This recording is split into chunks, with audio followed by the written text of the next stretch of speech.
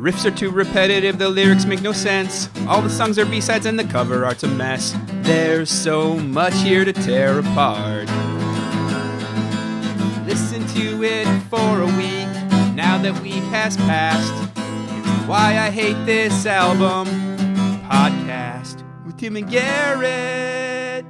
Hello and welcome to another episode of Why I Hate This Album. I am Garrett Harvey. With me as always, Timothy Richardson. Tim, how's it going? Good.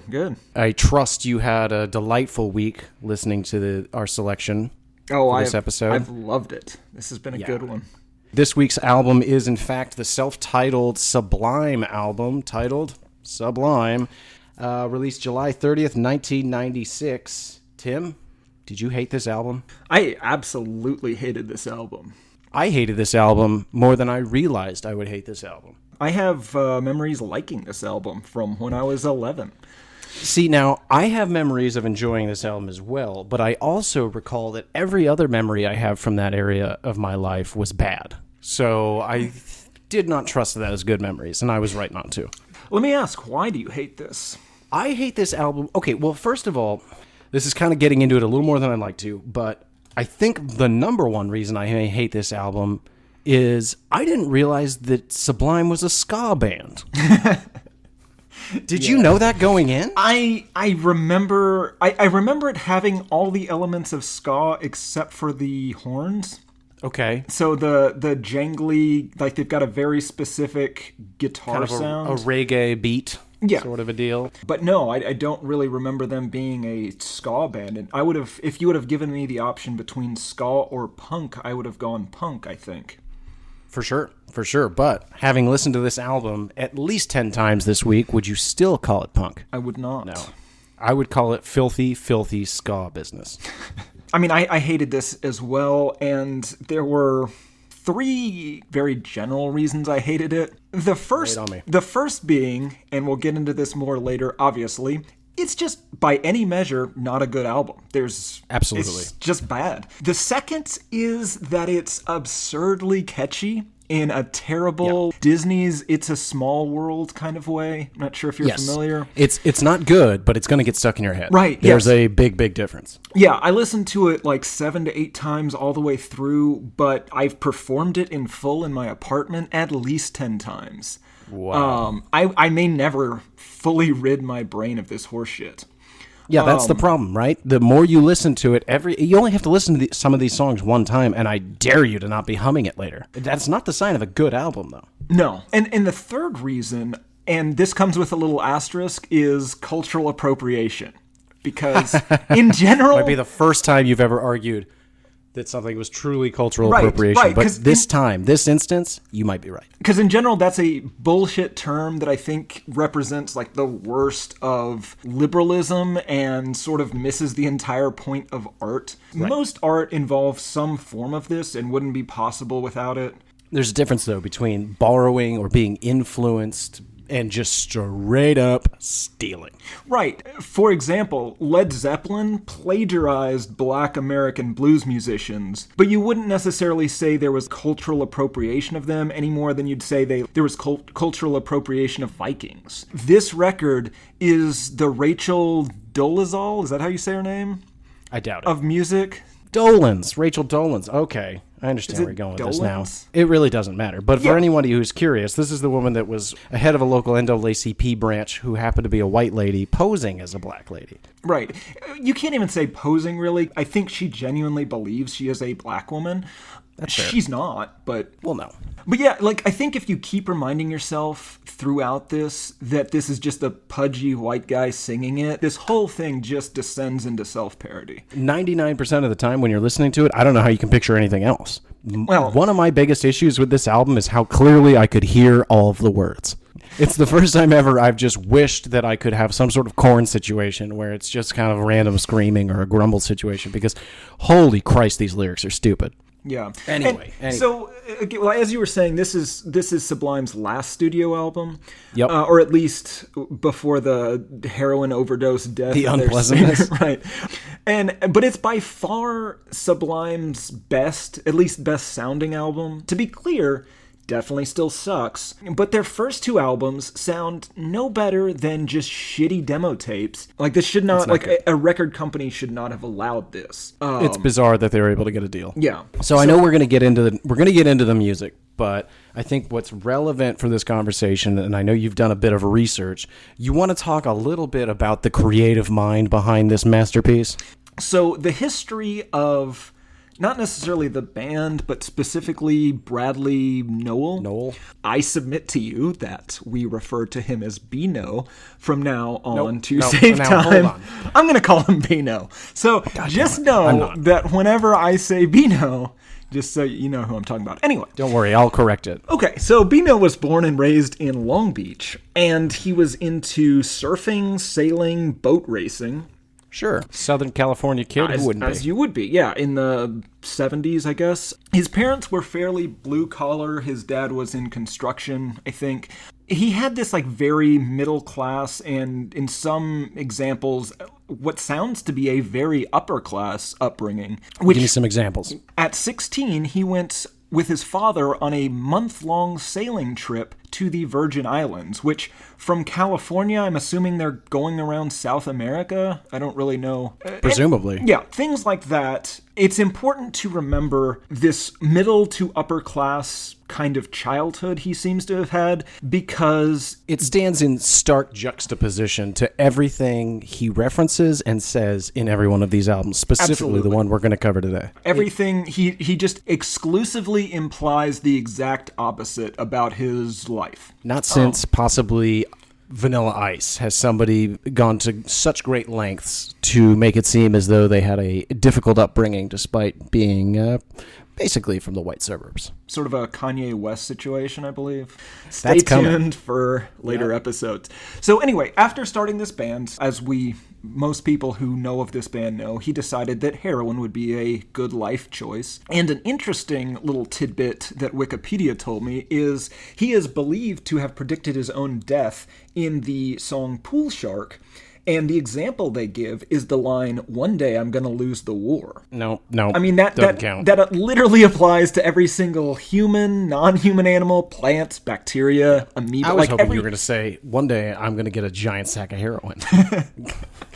I believe at this point, that wouldn't have been predictive so much as like a description of his day. So, obviously, as you do when you get addicted to heroin, he died of a heroin overdose. The record companies demanded that they continue to produce records afterward, which is a pretty strong move. They have 3 studio albums and, by my count, 8 compilation albums. So, the families and record companies seem to be milking this for all it's worth. I had no idea that this was a posthumous album. Until I started looking into the details, I just assumed that they toured the shit out of this, because this album was everywhere. This was absurdly popular. Absurdly popular. And it's hard for me to get a true sense of, did it cross cultural lines? Was this just strictly for, because it's not just for the affluent white kid in the suburbs, because this might be the anthem for dirtbag, scuzzy white dudes. I think that it definitely crosses class lines, but I don't think it crosses. But black people aren't listening to this. And what's interesting, this is one of those albums that mixes a lot of sounds, which can be a very good thing. Beck, not in the late 90s, though. Well, right, true. Well, but no, you know what? I stand corrected. Odelay's phenomenal. It just comes down to actual ability. Yes, they just seem to have taken the absolute worst aspects of punk, ska, reggae, hip hop, folk, and just mashed them all together. They have such wrong musical instincts that I do not believe that they don't know what the difference between good and bad music is. To be this consistently wrong, you have to be able to know, you have to be able to differentiate. It's statistically impossible for them to be this wrong this often just simply by chance. It couldn't more represent just and a lot of these albums that we do fall into this trap, where it just is a series of wrong turns. Every decision that had to be made in the song, they went left when they should have gone right. And what is sad to me is evidenced in this album is a couple of songs and or moments where I find myself enjoying what I'm listening to. Those brief fleeting moments, I'm just like, well, where the hell's this been? Before we go any further, do you have any personal history with this album? I do. This represents a point in my life. I think it came out, July of 96. Mm-hmm. So it was the summer going into 8th grade for me. And that was a very transformative time because it was basically I had spent the previous year not allowed to leave my house after a series of poor choices made fueled largely by I would imagine misplaced rage and hormones. For me, most of the memories I have of this album are trying to be cool, trying to make other people think I was cool, and pretending at the tender age of whatever you are in 8th grade that I actually liked this music. Fair enough. And I did such a convincing job that when we chose this album for this episode, I was a little concerned that I might enjoy this album, that I might not, in fact, hate it. Luckily, once I began listening to it, I was immediately relieved of that concern. But I had gone through such great efforts to convince others that this was good music and that I was into it, that I had convinced my own memory that it wasn't utter garbage. You were pretty cool. Yeah, what about you? Wait, what? So I owned this at one point, and I honestly think I liked it at 11. I remember this being very popular in middle school, although whenever I read the lyrics, I don't think it's appropriate at all for that age group. So, and I owned their other 2 albums as well. Again, 40 Ounce to Freedom, I think that I kind of liked. But even at 11, I knew that Robin in the Hood was in no way an album that should have ever been released. And, at 18, I got the tattoo from the cover of this on my back, and then immediately had it probably removed. Mention that. Yeah. Thousands of dollars spent to remove Sublime from your shoulders. Having it removed is the best decision I ever made. Having it put you can definitely still see the outline. Yeah, but it's light. I can get away with it. And just a random note on the cover art. It's a cartoon, right? It's not a picture of somebody's back. I assumed it was a picture of somebody's back, but it was just a fake tattoo. No, so that's the thing. I'm almost 100% sure that it's not it's a computer-generated image or, whatever, not just a photo of somebody's back, which doesn't make any sense because the singer definitely did have this tattoo. So I'm not sure why you would go with a shitty cartoon version of the cover. Again, I could be wrong on that. But I think it's a real person that they then airbrushed the shit out of, making them seem fake. I think that's what we're dealing with. Fair enough. Probably contoured to make him look less flabby and gross. That actually might be the entire issue. It might just have been they took a picture of his back and were just like, well, we can't put this out. So then they just vogued the shit out of it. Yeah, they just cleaned it up, added some muscles, got rid of that back knee. Put some abs on that back. Are you ready to get into this album? I am. Just before we go song by song, I have just one thing to go over really quickly, and that's the number of songs on this that do not seem to be written by them. So the covers on this are the ones that are listed as covers: Pawn Shop, What I Got, Jailhouse, The Ballad of Johnny Butt, Doin' Time, and Get Ready. So that's 6 of 17 songs. Now, those aren't all strict covers. A lot of that is they've taken the chorus and then of a different song and then somehow got away with writing different verses. Right. That's what confused me when you said cover, because I searched and maybe there's one song, but I didn't find any actual credit within the album itself. Yes, that is an issue because there are, for a number of these things, then there's another section here that's their original composition, but those with borrowed elements, etc. And that doesn't surprise me. Those listed are April 29th, 1992, Garden Grove, Wrong Way, Seed, Santeria, Burritos, and Caress Me Down. That's an additional 7 of 17 songs that borrows significantly from others. So that leaves 4 songs that could be considered just completely original to this band. And even those I feel like probably have some element of sampling in them. There's so many bad songs in here. It's not even funny. But yes, I would argue 16 of 17 songs are bad. Yeah, that's probably fair. Yeah. So song by song? Yeah, let's get into these songs. Number 1, Garden Grove. So, my God. first up, now I thought I had heard every song by Sublime, sadly, because they do come from the era of the radio station. They also come from the era, and this is one of the first things that I wrote down was, oh man, do you remember back in the day when you had to buy an album for 2 songs? This is definitely that situation. People heard Santeria, they heard What I Got, Wrong Way, and they're like, oh, what a fantastic album full of singles. And then they get Garden Grove. But I will say, this is of their 3 albums, this is the least like that. If you listen to Robin the Hood or 40 Ounce to Freedom, you're getting a lot more of just like, well, you didn't even try to perform on this song. No, this is by leaps and bounds their best album. Okay, so Garden Grove.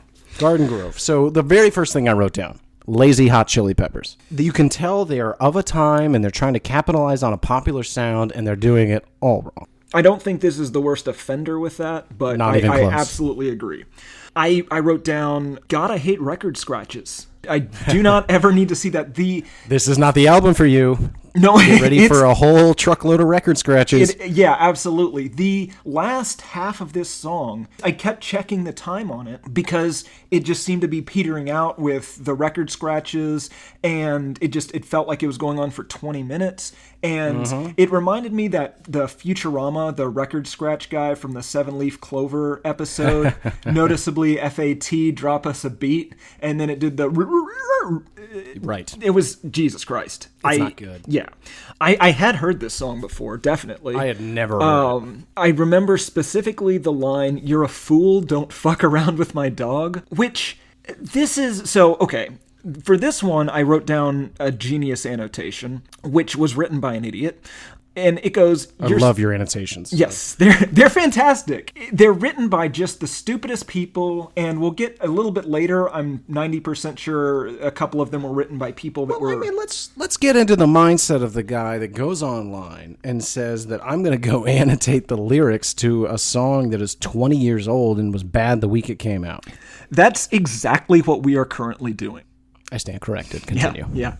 So the genius annotation for "You're a fool, don't fuck around with my dog." You're stupid to fuck around with Lou Dog, who is often considered to be Bradley's best friend. So if you were to fuck with Louie, not only would you have to deal with the consequences from Louie himself, but Bradley as well. Now, first of all, I'm not really worried about either of those things. Well, no. Exactly. One's a heroin addict and the other's a Dalmatian. Yes, an adorable Dalmatian. My question for this is just who is the audience for this specific line? Because if it's not a single, like, very specific person, this doesn't make any sense. If you were playing guitar and I was just yanking on your dog's ears and you told me to stop, fair enough. But if you just randomly issued this as a general warning every time you enter a room without a dog, you're fucking crazy. You're a crazy person. This isn't even close to the worst lyrics in this album. It's not. No. This is just, this is a guy who's just yearning to fill space with words. Yeah. None of these songs make any fucking sense. Yeah, there's the line, "All that I see, I steal," and the album is full of lines like this. If this is a metaphor for the plagiarism that this album is full of, then I kind of consider this to be insightful. It's not. No, but it's a reference to some time that he stole a bunch of stuff, and it's also got the deuce in the trunk of my car, which you're very cool, dude. You're so cool. I assume that's some sort of gun, maybe. What is that? Yeah, it's 22, presumably. Oh, okay. Hilarious. The end of the song is just this long verse that he's just listing Darren Aronofsky-like reasons of why you probably shouldn't use heroin. This whole album is a lot of listing. I don't think I can linger on Garden Grove anymore. Yes, song number 2, What I Got. What I Got. Okay, so obviously everybody knows this song. There's nothing wrong with this song. I disagree. Okay. I got a feeling you might. Okay, within the... How do I defend this? You've really talked yourself into a corner here, because within the paradigm that is Sublime, and in the pantheon of reasons to hate Sublime songs, this song is, at least by definition, a song. I will say that you have to like it slightly more because it is a song. It is not a list of things set to record scratches. Okay, fair enough. That is the start and finish of my defense. Okay, fair enough. I wrote down, finally somebody put folky acoustic guitar over hip-hop, and white guy hip-hop, no less. Yeah, white guy hip-hop just makes me sad. It makes me sad in the face. This does have my favorite moment and line on the entire album, Wow. which is, I can play the guitar like a motherfucking riot, and then proceeding to play a terrible The guitar least solo. impressive guitar solo in the history of guitar solos. Granted, I can't play that on a guitar, but this is not a good proof of your thesis, Bino. Fuck Stop you. it. No. Brian Knowles, or what is his name? Brandon Knowles? Bradley. Brad. You know, if you're listening right now and your name is Brad, I apologize, but I have never met a good Brad. I defy you. Bring me a good Brad. I'll shake his hand and apologize. I don't want to do this. That's because you can't find a Brad. Just admit it and move on. Brad Pitt is handsome in a non-offensive way. All right, you bring me Brad Pitt. We'll sit down and have lunch, and I'll let you know. Done. Yep. Okay, so worst guitar solo. Following bragging about being good at guitar solo, I think this wins in the history most of rock. incongruous guitar solo. Right. Also, traditional guitar solos aren't accompanied by somebody like whistling and bebopping the exact same tune and melody at the same time. Yeah, it doesn't. If you're gonna play a guitar solo, that seems to detract. Yeah, it's not great. You've seen recordings of like Jimi Hendrix at Woodstock, right? Of course. He plays the national anthem. It's good. It's rather good. Right. Think about how great that could have been if the whole time he was playing that, he was also at the microphone just doing ba-da boop boop ba-da. I'll give you one better. Ideally, you'd have a balding white guy 3 feet away doing it over it. Excellent. That's going to sound so much better. So this reminded me of that era of burned CD mixtape situation. Mm-hmm. So what's great about what I got is, and a couple of these other ones, so the software that I had to rip CDs back at this time had an audio watermark on it if you didn't register and purchase the full version. So at the end of every song you would burn, if you hadn't paid for it, it would say, "Support this software, register today." And so every time this song ended, I would say to support this software and register today, because it's how I remember how the song ends now. Same is true for Wrong Way and Santeria. And it also, what's funny is it reminds me of the mixtapes I was making at the time, because I don't expect after what I got to get Wrong Way. I expect to get, I think this one had Yellow by Coldplay. Yeah. Did you notice, now I listened to this a couple of different ways. I listened to this just on speakers, and I listened to it with headphones in a couple times. Did you notice the movement of the audio back and forth between the channels? It's particularly obvious when you have headphones in. Yeah, but, it's hard to tell where the sound is coming from. Yeah, it boomerangs back and forth in the opening. It just goes woo, woo, woo. It almost made me vomit. Can you get an epileptic seizure from audio? Because if so, I came close. I'm sure. Sublime thinks you can. Yeah. They're daring you accepted. to. Yeah. And this song also has a number of just these like lyrics like "never had to battle with my bulletproof vest." I agree. You seem to have lived a fairly charmed life. Like, when would there have been an opportunity to do that on your beautiful sailing voyage to the Bahamas? Like, yeah, you shouldn't pack a bulletproof vest if you're going sailing to the Bahamas. It's just not going to come up. Maybe an extra pair of shorts. Those are bulky, man. There's a line in here, "bound to get served." All I could think of was South Park, and I laughed every time I heard that line. It's great. I mindlessly sang along to this entire song every single time. I knew almost all the words to this, almost the whole album. There was 5 or 6 songs that I probably didn't, but I was so disappointed with myself. I only knew the words to this song. And I even knew like the shitty mispronunciations, and like he's pronouncing things like he's some sort of Jamaican reggae guy. Oh, the reggae influence on this album is... It's just unrelenting. And it's true. But that reggae... It might be the one thing on here that's not completely false. And I say that, obviously, he's not from a culture where reggae makes any sense, but I believe his parents did introduce him to that, and specifically in the Virgin Islands, I believe he heard that. On his fancy boy trip. I assume that's where all this started. And I'm not one to say you can't play reggae if you're a white kid from America. I'm just saying that you shouldn't. It is... Now, I have been to a reggae festival, and I will tell you, after about 11 minutes, you're good. You don't need any more reggae. You know why? Because it sounds identical. It is the same guitar. It's like Hispanic. Like Tejano music? Tejano music. Yeah, I shouldn't say Hispanic. It's like Tejano music. I mean, it is the same song on repeat. I'm sure that if you grow up listening to that exclusively, like if you were to grow up in Jamaica, you probably would have a different opinion because you would be able to tell the nuances and whatnot. Sure. I can't, and I don't want to.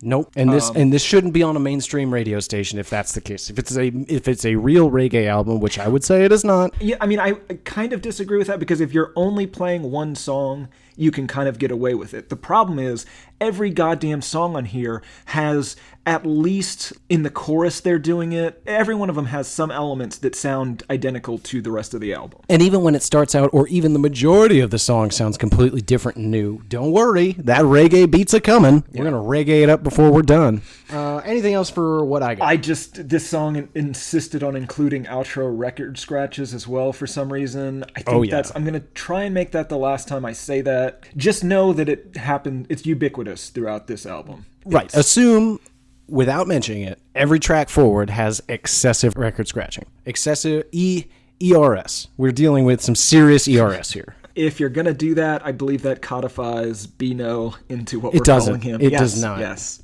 Nope. People will understand the distinction, and they will correct you. All right. All right, what else? Number 3, Wrong Way. Now, Wrong Way, I want to first compliment it for being 2 minutes and 16 seconds. Because it's quick, it's easy. Again, this is not a great song, but at the very least, it's short. It is a song, sort of. Yeah. Less than what I got. And this was the moment where I had to look up, is Sublime a ska band? I had no idea. Yeah, the first thing I wrote down for this is, turns out I also don't like shitty, jangly ska guitars. Yeah, I think you could have probably guessed that without listening to this. I think there might be a lot of trombone in here, maybe? Yeah, this song does, it is actually ska. It has all the elements of ska, and it sticks to that pretty well. I don't like it. Well, you might not be aware of this, Tim, but Sublime is actually part of the third wave of the ska movement. I believe this record was thought to usher in the third wave. Yeah, or at least popularize it. It's a real revelation situation here. Yeah. Just bringing the worst of everything to the forefront. And don't forget about the trumpets. Yeah. The Bible never mentioned that it would have such an upbeat move. I'd always assumed, though. Yeah, it would have a swinging tempo. Yeah. Okay, this song appears to be about a 12-year-old prostitute. Yes. And Bino is apparently bragging about banging her. There is some pedophilia braggadocio going on in here. And it seems to be like mean-spirited pedophilia. I know that's a weird distinction. Defend yourself. He makes these claims of like, I'm gonna make it hard to live. You seem to be doing this. Like, it doesn't seem to be a sexual thing so much as I'm gonna ruin this person. Jesus Christ. Yeah, it seems like a very dark song, especially considering the music behind it. Later in the song, he mentions discussing murdering her father after banging her. He does. So, to me, this seems like he's painting himself as a somehow less moral, less sympathetic Travis Bickle. Okay, yeah. And his Jodie Foster? Yes, but, you know. I always kind of thought of you as my Jodie Foster. I always thought of you as my Travis Bickle. Yeah, well, I do plan on leaving you in a seedy motel some evening. Yeah, and my mom will almost certainly write you a thank you note for it. What is to be said about this song? It's 2 minutes and 16 seconds. You couldn't listen to the radio in 1996 or 1997 and not have it come on at least once every third song. Do you have anything else for it, really? No. Aside from this is the song that really did cement this album for me as a ska album, which was apparently not news to anybody but me and you. That brings up the next one, track 4, Same in the End. The generic 90s skater punk rock sound that came in the chorus on this was a welcome early relief to me, and I don't like that sound very much. No, so, but it was in a sea of garbage, you're going to cling to any life raft of something that even sounds remotely decent, or even just different. I dubbed this the worst Foo Fighters song I've ever heard. Yeah, you know what? So this song has my second favorite line on this album, Hit which me. is, it ain't hard to understand this ain't Hitler's master plan. Okay, I got hung up on this a bit as well. Yes, so is this his new standard for genius? It sounds like he's replacing, like, where you would say, like, way to go, Einstein, sarcastically. This guy thinks he's the next Hitler over here. Right, Real brainiac. exactly. Yeah. That's not how that expression goes. Yeah, Hitler's master plan was to, like, murder/deport Jewish rocket experts and attack Russia in the winter. I don't think... Yeah, not a great plan. Yeah. I could have used a second draft. Yeah. So, yeah, maybe exactly. Less genocide. Yeah. So instead of sarcastically... Excuse me, Fuhrer, I don't want to, completely change the feel of this, because I think it's got some good stuff. But could you please, I don't know, like 40% less genocide, maybe. Yes, but so I propose that, instead of sarcastically saying, way to go, Einstein, from now on, when someone does something dumb, we should be saying, way to go, Hitler. This is going to be a tough sell, I can tell already. Yeah. Guy's a real Hitler. Yeah, nope. You know what? I can hear it already. This is going to be misinterpreted at best. Yeah. Okay, I have a genius annotation. Actually, two, one of which is a reply to the other one. There is Kentucky Fried Chicken is all I see. It's a hellified way to start your day. So the first person here says, Kentucky Fried Chicken is a reference to his track marks, parentheses, needle scars from shooting up heroin, which over long periods of use leaves the area of skin rough and bumpy. The reply to this is 100% false. Heroin does not make your skin look like fried chicken. LMAO. This line refers to the South, much like other lines. Maybe it refers to chicken. I feel like he woke up and was like, oh, balls, I have to write another song because, somehow I'm a famous artist. And was like, well, my coffee table is covered with fried chicken from 2 days ago when I ate before I went on my last heroin bender. Fried chicken everywhere. I like the idea that also mirrors the guy that's writing these genius annotations that's just sitting there at home just like, okay, I gotta come up with something. Kentucky Fried Chicken. What could that mean? What could that mean? I got nothing else for same in the end. The only other thing I will say is there are lots of lyrics on this album. This is not the only song that mentions itching and rashes. Yeah, he definitely was dealing with some sort of scabies situation. Yeah, just I assume he just wasn't bathing. Is there heroin in that bathtub? No? Then I'm good, because guess what I got right here? Big sack of heroin. Agreed. Next song, number 5, April 29th, 1992. In parentheses, Miami. At least that's what it says on my track listing. Yeah, I believe there were some other versions of this. Yeah, I think you're right. Okay, so is this a love letter to stealing? I believe so, yes. Yeah, there's a whole lot of this. I was participating, in some anarchy, everybody in the hood, like this Rodney King riot stuff. And so I did a little bit of research on this. They definitely claimed they were part of the Rodney King riots. Bullshit. The internet is almost unanimous in their agreement that that's not true. So, to me, this song is the Chris Kyle American Sniper of this. It fits in two ways. One, like Chris Kyle, they're lying about what they did. Chris Kyle is the sniper. He was... famed American sniper, made a bunch of dubious claims about work he did for the United States domestically, basically alluding that he was hired by the government to kill U.S. citizens during riots and various other natural disasters. Specifically sitting on top of the Superdome, shooting people looting in Hurricane Katrina. Which definitely never happened. First of all, their participation in this is a lie, just the same way that Chris Kyle did not do that. But then also, if they're not lying... then what they're saying is they took advantage of racial tensions in 1992 Los Angeles to just steal things. So, which is worse than just lying. If they are lying, it's just kind of sad because they just want to be cool. And if they're not... well, yeah. They're awful. This is where I really started to think back on my memories of this album. And I feel like this album is a bunch of guys that were not cool, making music to convince everybody how cool they are. And then a bunch of other kids that are not cool then listen to that music and then pretend to be cool because they listen to it and then make fun of their other friends who are not cool that have not yet started listening to it. It's this weird Emperor's New Clothes situation where we're all pretending that this is music that anybody wants to listen to. But in reality, we all just think it's utter horse horseshit. Tim, I'm furious. Yeah. I'm furious.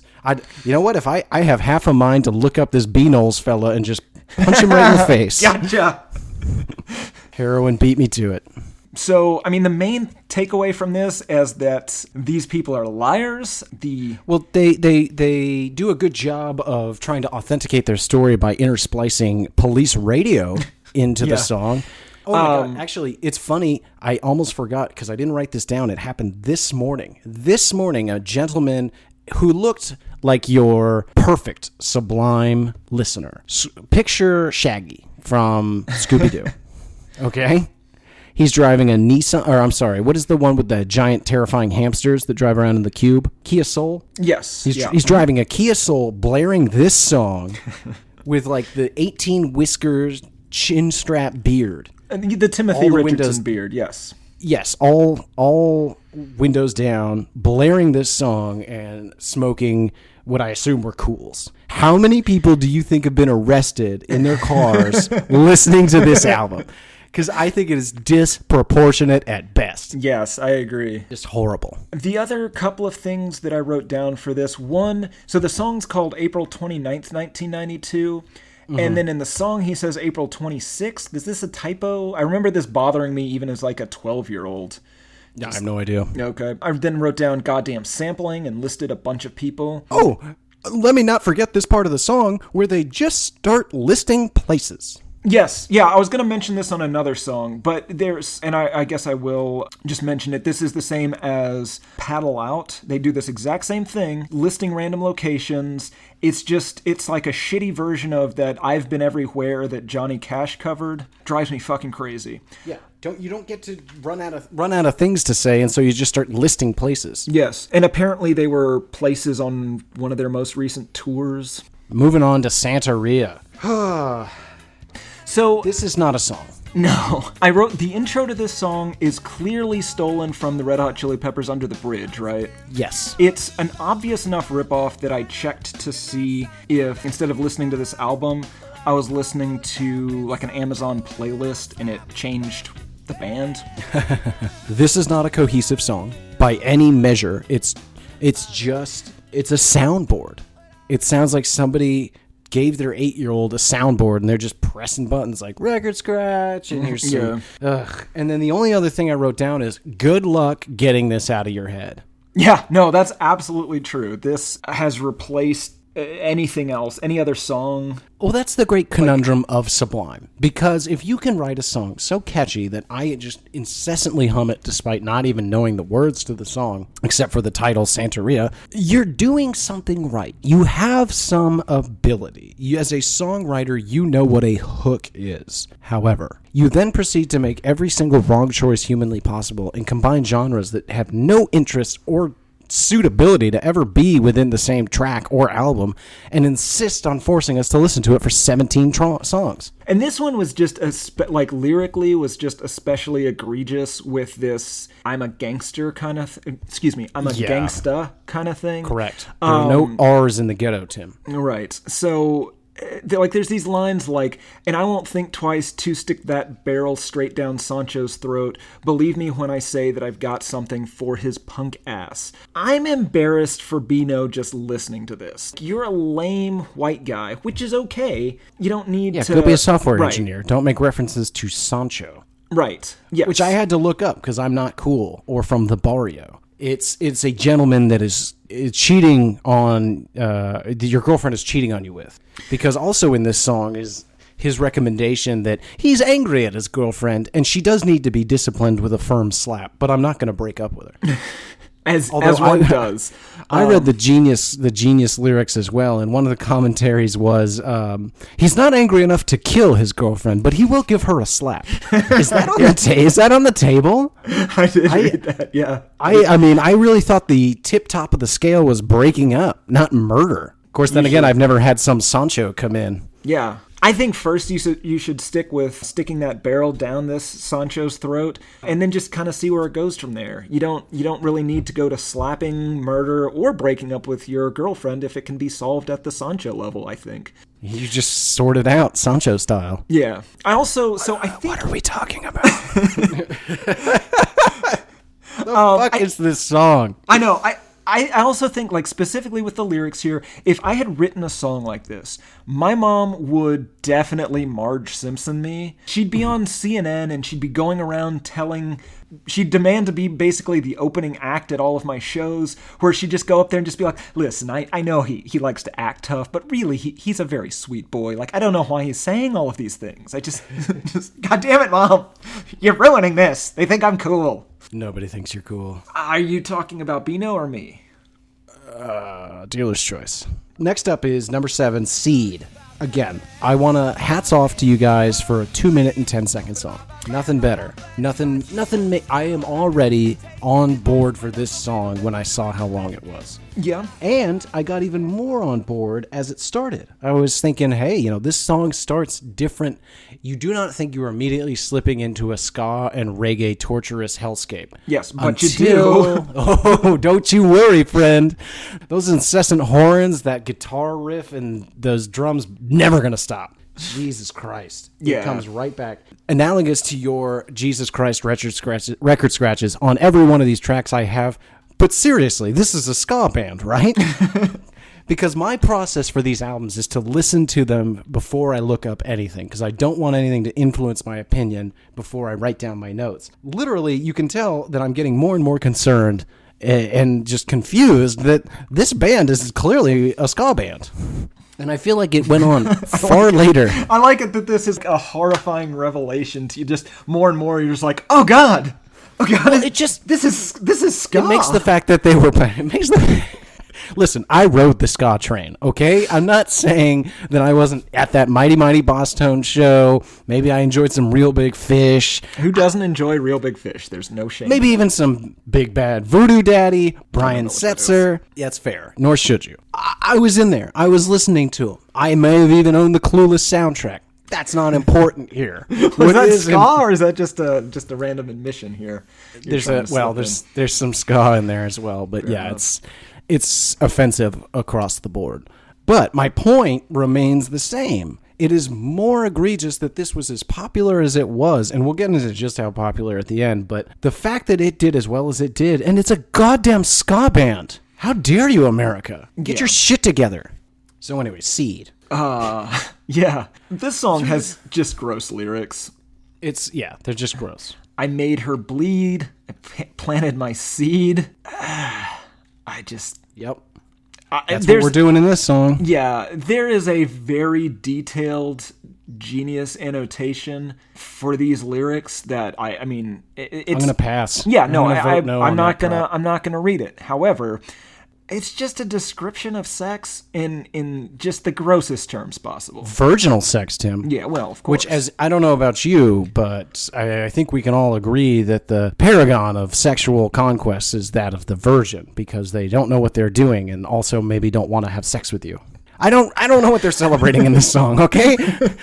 My understanding of human sexuality does not correspond to anything that's outlined here by Sublime. No. And I think I'm okay with that. But you're not a chubby heroin addict, so you probably have different goals in life. Nor am I a Sancho. You are not a Sancho. Thank you. I hate this song. Yeah. Anything else for Seed? No. All right, let's move on. Track 8, Jailhouse. The 4-minute and 53-second song is... I didn't write anything down about this song. It's not great. So the very first thing I wrote down is, who is Rudy? Now, I figured out who Rudy is. Do you know who Rudy is? He's mentioned several times in the song. Okay, so Rudy is a reference to rude boys on the island of Jamaica. So they also, I thought that they were discussing once again fantasizing about divergening people, because I thought he was just saying virgins, virgins, virgins repeatedly in the lyrics. There's a dispute. Right. Yeah. I don't know if that's true. It doesn't really make any sense. Virgins actually made more sense to me, because I think they're talking about being a ska virgin. But he could have just been singing about the ska version. Either way, I hate this song. Yeah. It's almost 5 minutes long, and it doesn't... Okay, so it's obvious at this point that no one is listening to this album start to finish. No, absolutely not. There's no way, because you hit this thing like a fucking freight train into a rock.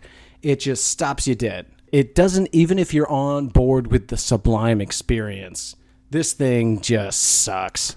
And this is one of the ones that is a cover, sort of two separate songs. And that does not surprise me. Which in their world seems to equal an original song. I would argue it's just twice the copying, but yeah. But I don't have much to say about it. Once I figured out who Rudy was, I was over it. Yeah, I get it. Once you solve the mystery, there's not much more there. Oh, you know what? I did write down one more thing, that this band makes Widespread Panic seem like they're on point.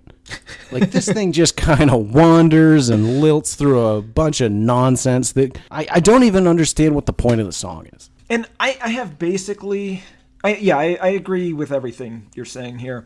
I have almost the exact same thoughts of the next song, Pawn Shop. Oh, yeah. It's not actively terrible. It's just boring. There's no real reason for it to have been recorded. It's also a cover, I guess. So, yeah, this one is a straight cover where they changed some of the lyrics, and by doing so, they claim that it is now a new song. But I went and this is the only song that I went and listened to the original. It's the same song, specifically because the song that they're covering is speaking gibberish. Rather than saying down here at the pawn shop, they're saying wah dare round a John shop. Awesome. Right. But it is the same, 100% the same. And somehow they get away with this. So when this song started, I immediately wrote down, oh my gosh, no reggae beat. This is great. Nope, there it is. Once again, they're late with the reggae beat. They make you think that you're dealing with a different situation just to kick you right in the dick and go, no, don't worry. It's still terrible. Yeah, with each of these songs, you have to wait until at least the chorus before you even really know, before you can be sure that it's not a reggae song. I was so fucking angry when I saw that this song was 6 minutes long.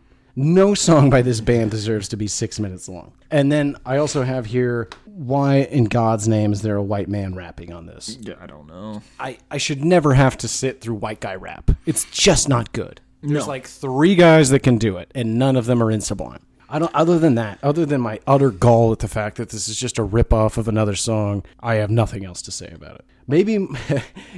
I was going to say my favorite song, but only because it's so short and so forgettable. Yeah, Number 10, I wrote down Paddle Out. I wrote down word for word, maybe my favorite song simply because it is the shortest song. Yeah, I had a very similar sentiment. After listening to it a few times, I began to think of it as, what if Green Day and The Offspring became a supergroup? Yeah, I agree. It's got that, and it also sounds like they're sort of doing a Beach Boys, or maybe the Safaris, the Wipeout. Yes, that is definitely running in the background over this whole track. Yeah. It's very confusing. 60s surf rock. Yes, which is distracting because in the back of my mind, all I could think of is, this is dedicated to Bart Simpson with a message, I'm coming to kill you slowly and painfully. It's just, God damn it. Fantastic. This is one of the few songs on here that doesn't make me want to scream liar at this asshat's grave. That's fair. That's why it's only a minute long. That's what happens when he has to write his own song. Well, it's yeah, 1 minute. It's literally about him, places he liked to surf. Again, this is the second song on the album where he just resorts to listing locations. But yeah, so this is a song that could actually have plausibly come from this guy's personal experience, and it's one of the few on here. Yeah, other than that, I don't know that there's anything else to say about a 75-second song, other than next track. Track 11, The Ballad of Johnny Butt. We get it. You use heroin. Next topic, please. So I had a really strange song pop into my head listening to this, and I don't think you're going to be able to understand the link. So there's a part where he's kind of sing-talking, and it's a little sing-songy. I don't know if you remember that, but it's when he's saying he's talking about a brand new dance. Yes. Or something. Yeah, It reminded me. Dance. It's called We've Got to Overcome. Yes. I couldn't stop thinking of Putting on the Ritz. Yes, I agree completely. Yeah, no, I completely agree with that. I even listened to the original Putting on the Ritz this morning because I was just like, am I insane? Reminds me of it a great deal. Honestly, it makes me want to take that song and intercut Peter Boyle going, better song. Yeah, way better song. I think this song makes me glad Kurt Cobain didn't just exclusively write lazily transparent lyrics about using heroin. He was ashamed of his habit. But I mean, this... Like a true addict. Not like this showy prick. I'm telling you, Tim, I got half a mind to just find this guy and give him a sock right in the kisser. He's really got a comeuppance coming. Oh, yeah. Good stuff. I mean, okay, so this is a 2-minute song, so it must be another original composition. Is there anything else to be said about this? I don't really think so. It's not a completely original composition, though. This is one of those songs that I listed at the beginning. So this is largely a cover of a Secret Hate song from their Vegetables, Dancing, plus Live and More album, according to Wikipedia. What is a hate song? What? No, it's a cover of a band called Secret Hate. Oh. Yeah. I thought you were saying it's a cover of a Secret Hate song. Did you miss the white power imagery throughout? I did. I don't focus as much on the lyrics as I do the music. You probably had a different experience, I guess. Oh, man. Oh. I mean, yeah, I got nothing more for this. Yeah, I agree. Okay, let's move on. Track 12, Burritos. This is it's just such a waste of time to have written or recorded this. Yes. So pointless. Yeah, I'm not going to say much about this album, or about this track. What I do want to say, this opens the most ska-like to me.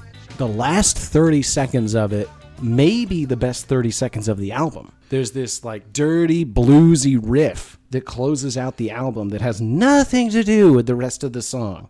But for some odd reason, he tacked it on at the end here for people that were willing to wait long enough to hear real music. I hope this isn't the song that you... No. Good. No. Okay, so I do have a couple of really great notes on the lyrics in here. You might have them too. I don't. I didn't write down anything for the lyrics of this. So great. So one is a term that was so popular and so hilarious in the 90s. You ready for it? Sure. Get ready. I hope you're seated. You're going to laugh your face off here. Spanking the monkey. That is in here. So there's one person whom I believe that we can all thank for that.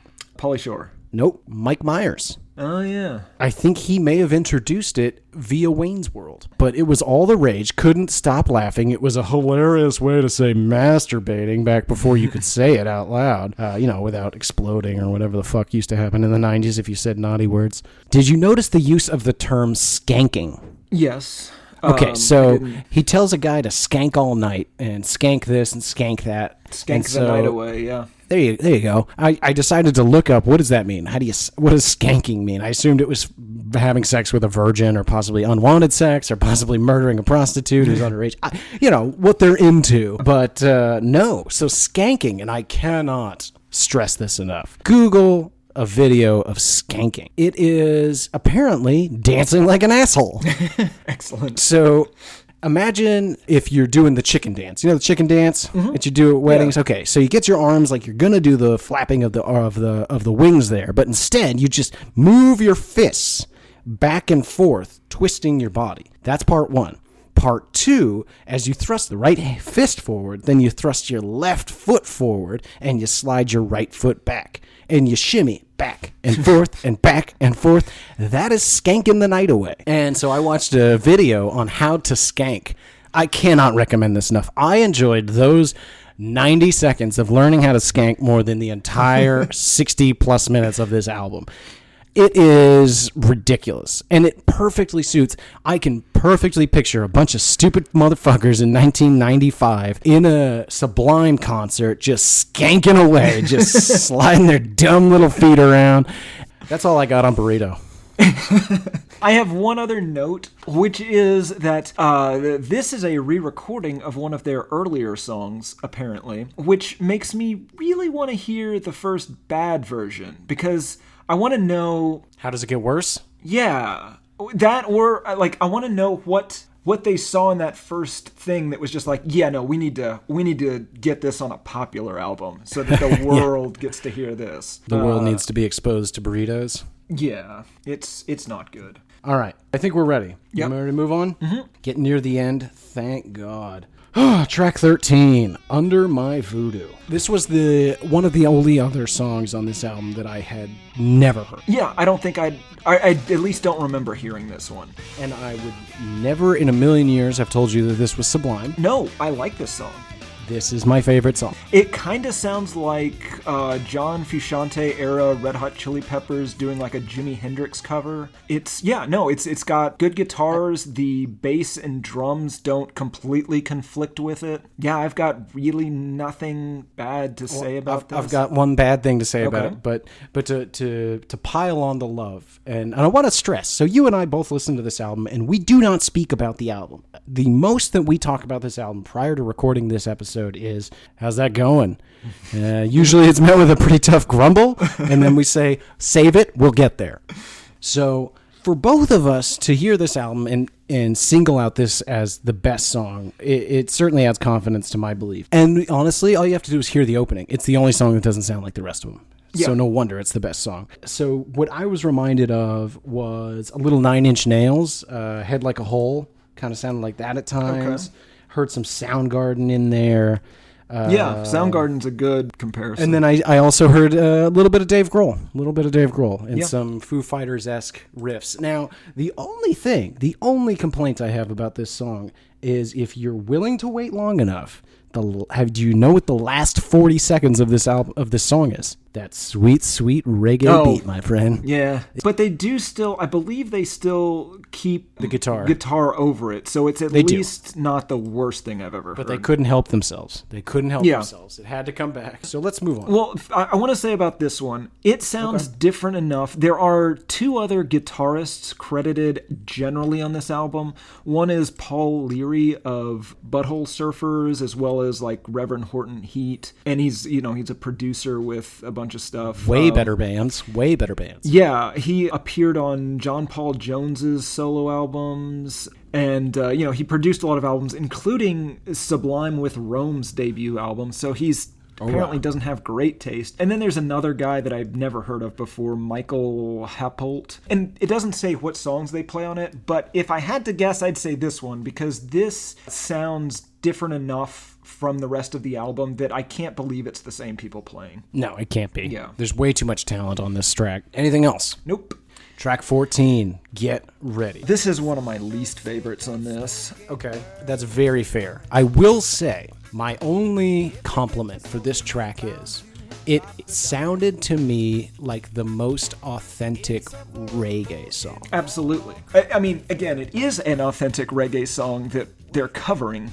And may or may not be giving credit to it. Who are we kidding? To Frankie Paul.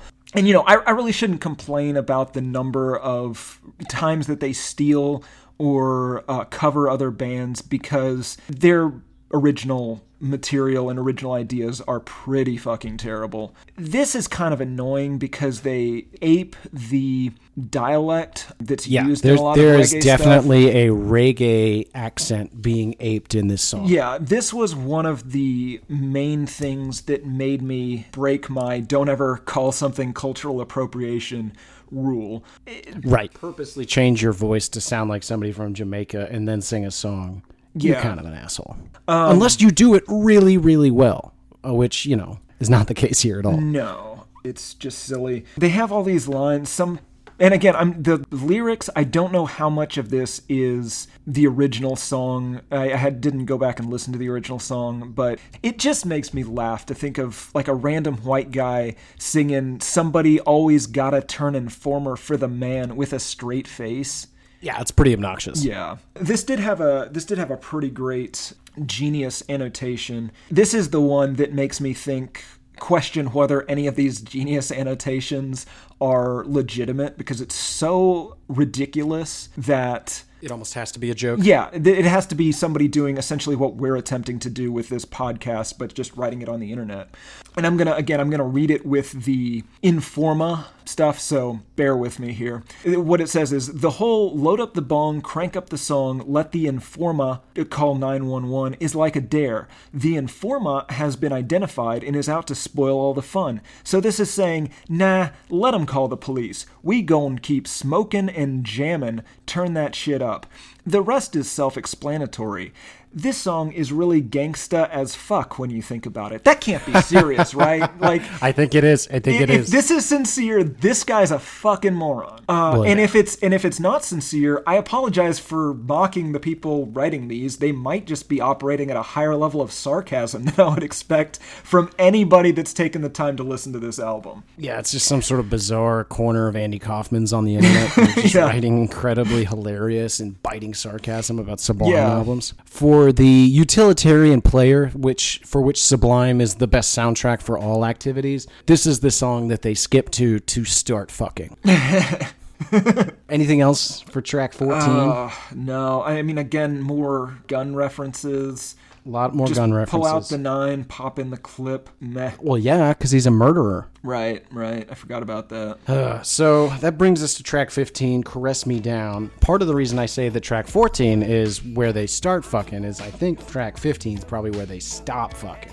This song, this brought back a very sad memory of me, a freshman in high school. So the song had been out for a year or so, listening to it with a bunch of older kids, pretending to love the song and thinking it was hilarious, until one of the ruder boys pressured me into whether or not I actually knew the words. I was 90% sure this was going to end in you being molested, and I'm not 100% sure that that's not coming, so I will...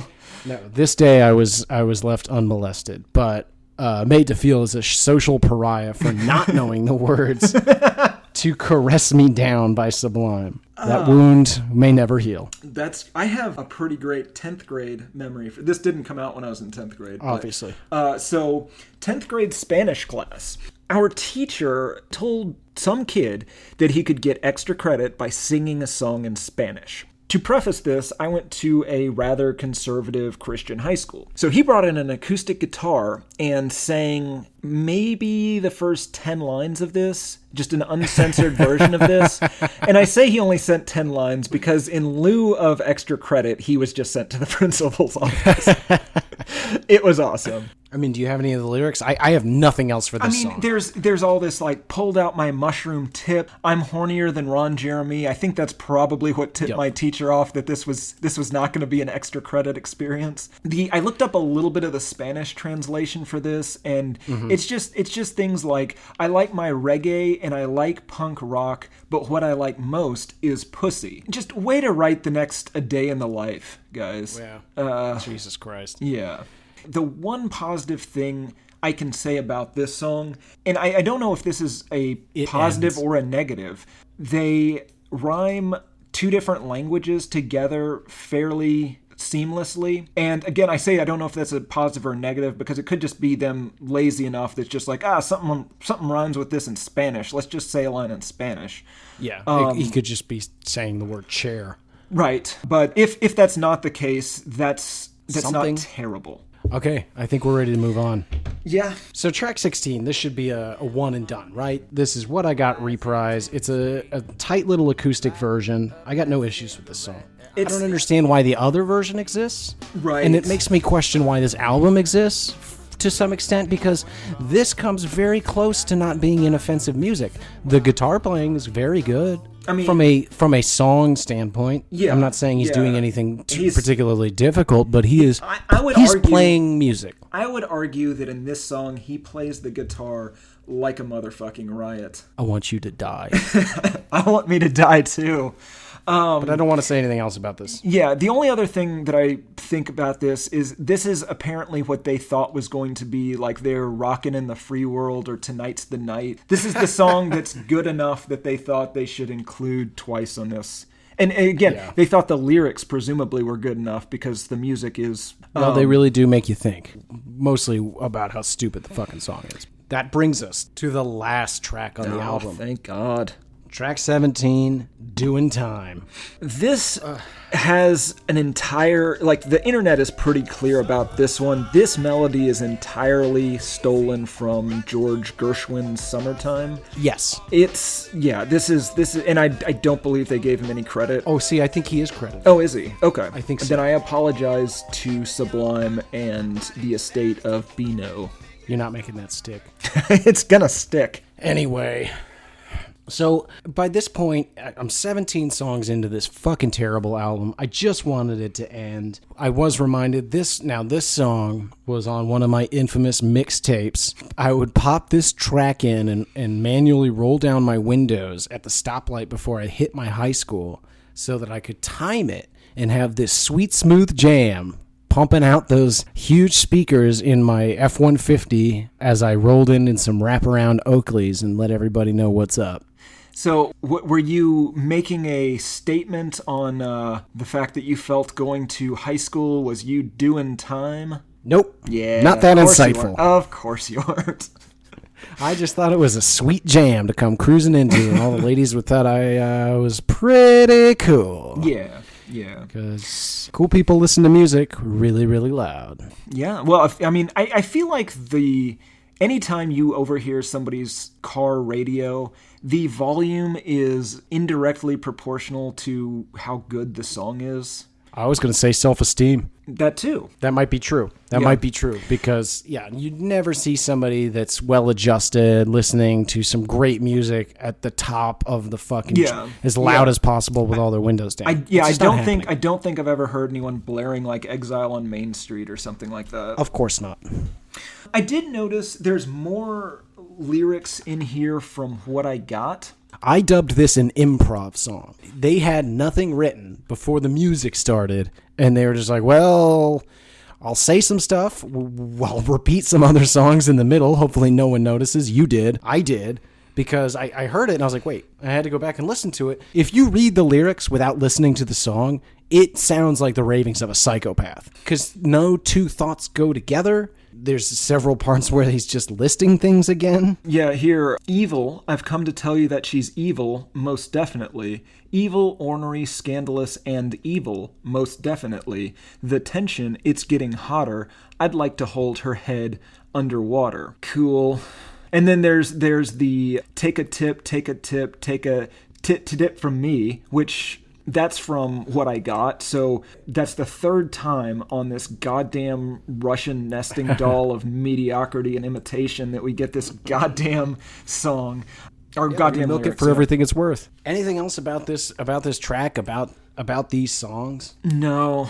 Okay, hit us with some So sales. how did this album do? Extremely well. And it did extremely well right out of the gate. So it peaked at number 13. But I think it was sort of the effect of his dying kind of gave it a little bit longer life. But it it went platinum in February of 1997, approximately 6 months after its release. By December 1999, so this is 3.5 years in, it goes 5 times platinum. It has sold 5 million copies at that point. Is that U.S. or worldwide? I believe this is U.S. So some of the other things that have sold just on either end of this: Bruce Springsteen, The River, Soundgarden, Super Unknown, Paul Simon's Graceland, Kenny Rogers, The Gambler, Red Hot Chili Peppers, Californication, Pearl Jam, Vitality, Nirvana, both In Utero and Unplugged in New York, and then Meet the Beatles. Wow. And so everyone seems to really love this album. So I was looking at some of the reviews on Amazon. Almost all of the 1-star reviews are about how the package arrived destroyed or how like the vinyl skips or something like that. Vinyl! Right. Somebody's buying this on vinyl! There's a lot of people buying this on vinyl. Which I'm enraged. is probably, and again, so this went 5 times platinum by the end of 1999. So there's presumably been... now that we have this vinyl resurgence, there's presumably... there's a reissue. It's probably sold another 1 million copies, I would Jesus. venture. And there's a lot of these, but 84% of the ratings are 5-star on Amazon. And that's not just... so Rolling Stone lists this as the number 25 album of the 1990s. Jesus Christ. That's insane. So I wonder if that qualification is that it is indicative of a time and era in the 90s and therefore should be included, or is it the quality of music from the 90s this should be included? I'm not sure. If it's the latter, there's a reason that publication is losing circulation, and I do not feel bad for them any longer. No wonder your magazine had to be reduced in size. Yeah, no, I don't know what criteria they were using to include. Okay, these either albums. way, it's egregious and inappropriate. But I mean, I would urge. Obviously, I'm not going to go through. They list 100 albums, best of the 1990s. Sure. So I did a little research. You talked a little bit about sales numbers, and you mentioned kind of where they landed on the Billboard charts. I did some research on the Billboards because it's weird. This album doesn't appear for 2 weeks on the top 200 and then premieres at 73. No, I'm sorry. Premieres at 62, then jumps to 73. Goes the wrong way and gets wedged between two Garth Brooks albums. It spends 149 weeks in the top 200 once it lands. Good God. That's those are like Pink Floyd. That's amazing. And then finally, when it did peak at number 13, it was late September or early October of 1997. Wow. So well over, or slightly over a year after it was released. Oh, yeah. You're 100% right. Over a year later is when it sees its highest point in the top 200. That's amazing. Should we release music? So 16 months after the album's release, it was selling 40,000 albums per week. Oh my God. No one is selling 40,000 albums per week now. No. At all. That's amazing. I don't understand what people like, I guess. The opposite of what you like. Yeah, apparently. So I have 3 5-star reviews from Amazon. The first one from 2006 is titled Home Run at First at Bat, which is already wrong because this is their third album. Not true at all, but continue. Yeah. Sometimes you cannot beat a great first effort, like the best new artist curse. Well, unless the band has a secret plan to return with a new frontman, Sublime is done, and this was their best effort. Every track is strong, so strong that follow-up albums could not eclipse the shadow cast by this masterpiece. But the thing that's interesting about this is, this guy absolutely nails one thing whenever he says, unless the band has a secret plan to return with a new frontman. That's exactly what they did. That is what they did. Okay, here's one from 2013. It's entitled A Moment. This album changed my ways as a teenager/young adult. Fell in love with the album when it came out. I was knee-deep in illegal activities and didn't care what could have happened. The lead singer showed me what could happen if I continue my ways, and it was a real eye-opener. Luckily... He was scared straight by Sublime. Yes, yeah, no, it gets weirder. Luckily, I wasn't doing the hard stuff, but maybe my path was on the highway to the powder. Who knows? But realizing what talent was lost and the effect it had on people, I changed my ways. R.I.P. Thanks for the heads up. Wow. I mean, so our final review. Our third Amazon review here, 2014, one of the all-time great rock and roll records. False. Agreed. If you love rock and roll, you should already own this. Not a bad song on the record. Wonderfully realized punk rock with a ska/reggae backbone, but ultimately this is pure punk rock. False. False. What's weird is this guy does know music, and he's articulate. Yeah. No self-indulgent, pretentious BS. Great songs. That is what we lost ultimately with Noel's death. One hell of a songwriter. Somebody needs to introduce this douche nozzle to the Beatles. To anyone. To anyone. To any non-Sublime band. I guess if he's just super into white guy reggae and ska, then... I mean, maybe what he just said's accurate. I can't compare Sublime to... Actually, you know what? I can. I can compare Sublime to other ska bands of the era, and they are easily the least good. Like who do you think? Like a No Doubt? No Doubt, Mighty Mighty Boss Tones, Big Bad Voodoo Daddy. God, I can't believe I'm listing these bands. Real Big Fish. Have you ever heard Voodoo Glow Skulls? Voodoo Glow Skulls, absolutely. I think with the Mexican culture influences, that's not a bad comparison to parts of this. Oh, for sure. Okay, so second to last segment here. Robert Christgau, game. Explain who this guy is. So, okay, yes. So first, Robert Christgau, he is a music reviewer, pop culture reviewer that has been doing this since the 60s. Like, he has reviewed... Freelance writer. He has appeared in every major music publication you've ever read. Yeah, there's a lot of Rolling Stone, Village Voice. I mean, so clearly, he has a good pedigree. The problem with him is that he's an insane person. This is Hunter S. Thompson trying to write pretentious reviews for, like, The Atlantic or The New Yorker, is how all of these come off. So the Robert Christgau game, and again, I don't have any idea if I'm saying his last name right. What I want to do here is I'm going to read you this review in full. It's not too long, and I want you to take a guess at what grade he gave it. So, if you've resisted, I understand. They're surf punks and ska boys and heroin addicts, each a reasonable ground for summary dismissal. Their indie albums are nothing special. Not only that, one of them is dead. The prognosis is so dismal that it takes time to hear that this ska is evolving toward sinuous skank rather than reverting to zit-popping thrash. To ascertain that the tunes are simple rather than pro forma, to believe that Brad Noel writes like he's got a life, even if he ended up wasting it. Junkies who retain enough soul to create music at all are generally driven to put their brilliance and stupidity in your face. Noel is altogether more loving, unassuming, good-humored, and down-to-earth, or so he pretends, which when you're good is all it takes. A-.